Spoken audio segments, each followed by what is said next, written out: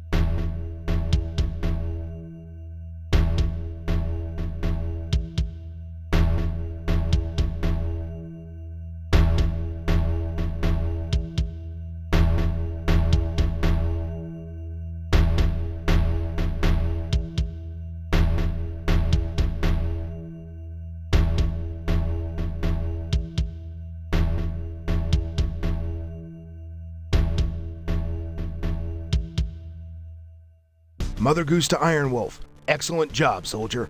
We managed to download almost every essential datum from the HMOS system. Captain Antiarch has requested us keeping you on Theodore Roosevelt Island and bringing in the Alpha Squad, a small battalion of fighting men to help you on any further missions in the area. Technician Sterner is going to talk to Captain Antiarch in the morning and compare notes.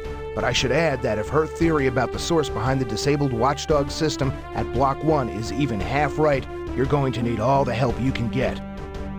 I think you'll find that the TRI base headquarters is ideally suited to your needs, Lieutenant Colonel. The subway and sewer lines all branch from there, some leading directly to our other bases in Washington. It will also be easy for us to transport equipment by air to you there. Speaking of which, I've already sent a few additions to your defensive and offensive accoutrement, which you should be getting very shortly. And by the way, I'm sorry I was too involved in the near disaster at Block 1 to be cordial earlier. It's good to be working with you again, Iron Wolf. Better get some rest, Lieutenant Colonel. Mother Goose out.